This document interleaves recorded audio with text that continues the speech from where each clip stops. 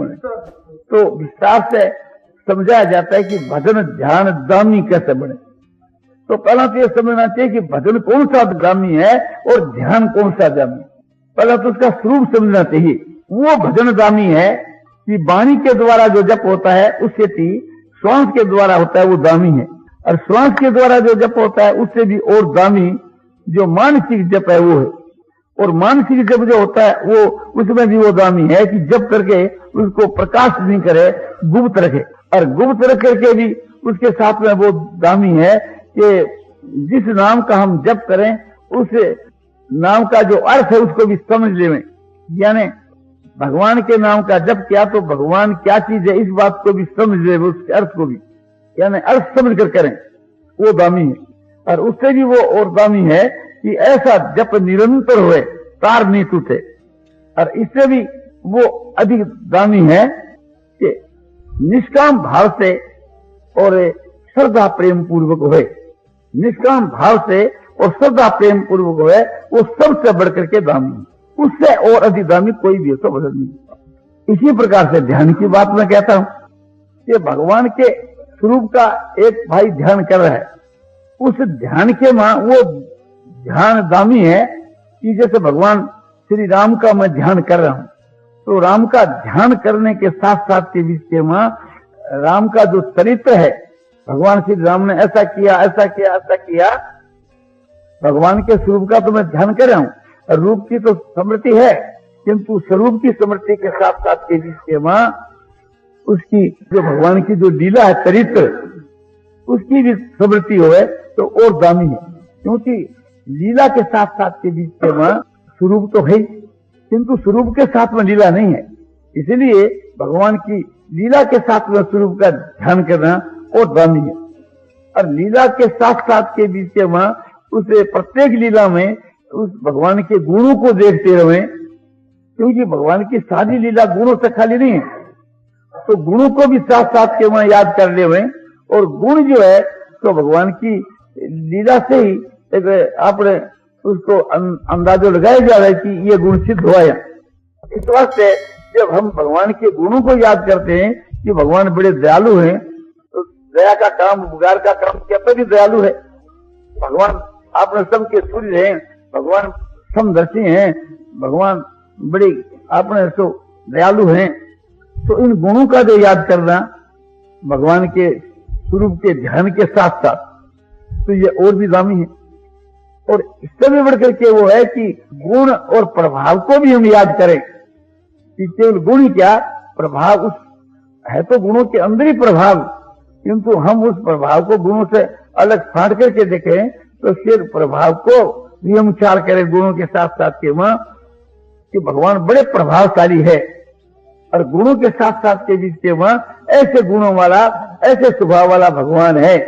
गुणों के साथ साथ के में भगवान के स्वभाव को भी हम याद कर ले में, और स्वभाव को याद करके उसकी सामर्थ्य को भी याद करें कि हम महान गए बीते हैं, किंतु भगवान अपने तरफ में देखेंगे, अपने स्वभाव की तरफ देख करके और हमारे पर दया करेंगे। और भगवान के लिए कोई ऐसी बात नहीं है, वे असंभव को भी संभव कर सकते हैं, ऐसे वे प्रभावशाली है। वे चाहे तो पापी से पापी का क्षण में उद्धार कर सकते हैं। तो इस प्रकार से उनका प्रभाव भी हम साथ में समझ करके उनका ध्यान करें तो वो चीज और भी दामी है। ये सब करते हुए आखिर के वहां जाकर के हम माने निष्काम भाव से और श्रद्धा प्रेम पूर्वक करें, निष्काम भाव से और श्रद्धा प्रेम पूर्वक भगवान का ध्यान करें, वो सबसे बढ़कर के सुदामी है। ऐसा ध्यान करके के फिर भगवान के साथ के बीच के वहां ध्यानावस्था के बीच के वहां जो भगवान का स्वरूप है, उनके साथ के वहां दर्शन, भाषण, स्पर्श, वार्तालाप इत्यादि की जो उनके साथ में हम करें तो वो बहुत ही दामी है। उससे प्रत्यक्ष शांति और आनंद मिलता है और प्रेम एकदम प्रत्यक्ष बढ़ता है। और इन सबसे बढ़कर के वो चीज है कि माने श्रद्धा भक्ति पूर्वक निष्काम भाव से हम भगवान को ऐसो भगवान का ध्यान करें। बस इससे बढ़कर क्या में जब ऐसा हो जाता है तो फिर वो भजन और ध्यान अपने आप से आप होने लगता है, वो फिर सबसे बढ़कर के है। और उसका जो फल है तो ये आपको स्वरूप बतलाया कि भगवान के भजन माने नाम जप और ध्यान माने भगवान के स्वरूप का ध्यान। अब ये बात आई कि ऐसा भजन ऐसा ध्यान हुए कैसे, का ध्यान कैसे हुए, तो इस प्रकार की लालसा रहेगी तो कोई बतलाने वाला भी मिल जाएगा, नहीं ऐसी लालसा दृढ़ हो जाएगी तो स्वयं भगवान प्रकट होकर उसको बतलाएंगे। तो ये बात एक प्रकार से उपाय के वहां ये एक पहला उपाय। दूसरा उपाय यह है कि भगवान से बढ़कर दुनिया में कोई पदार्थ नहीं है, भगवान के पसंद ध्यान से बढ़कर कोई साधन नहीं है, और भगवान से बढ़कर कोई संसार के वहां समझो कि है ही नहीं। तो सबसे बढ़कर भगवान और सबसे बढ़कर भगवान का भजन और ध्यान, ये बात समझने से कि समझो कि भजन और ध्यान दामी होता है और अवश्य होता है, ये जो समझना है।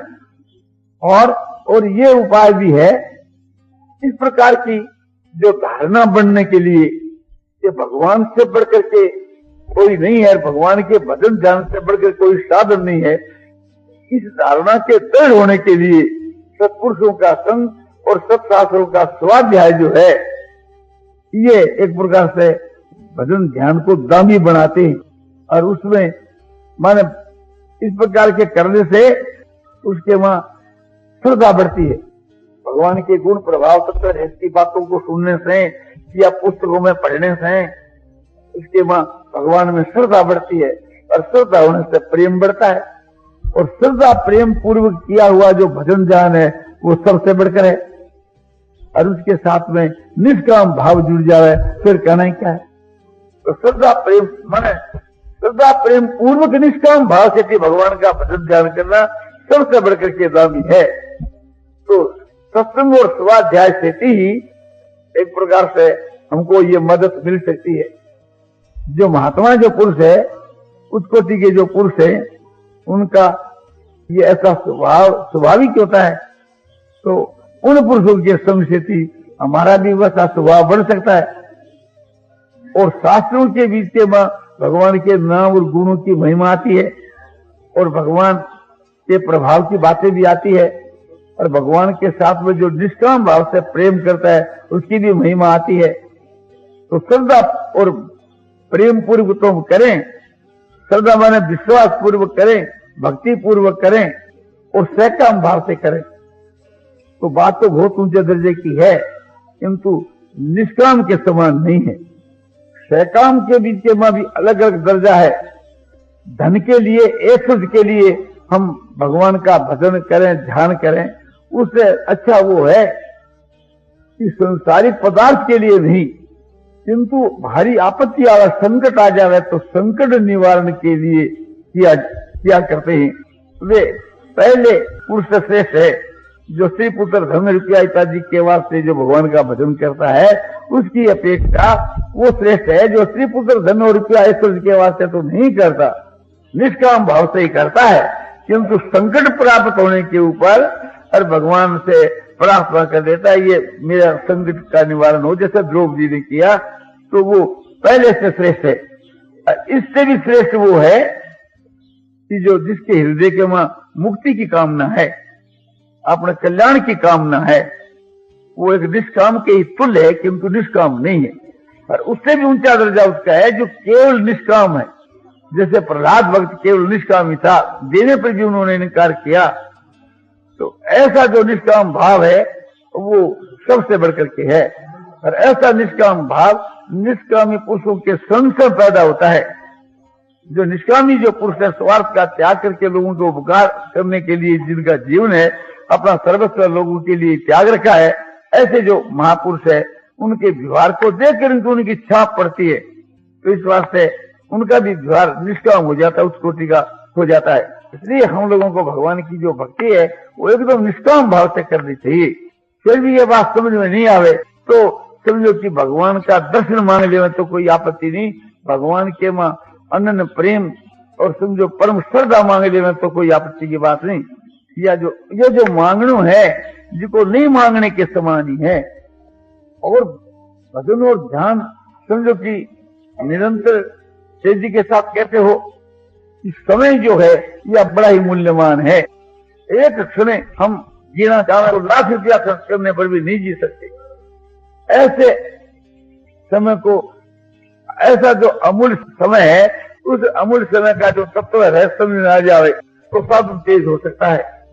ऐसा जो समय है, और ये समझ में आ जाए कि समय परिमित है, तो परिमित है तो ये भी पता नहीं कि कल तक हम रहेंगे कि नहीं रहेंगे। ये पता जो भगवान ने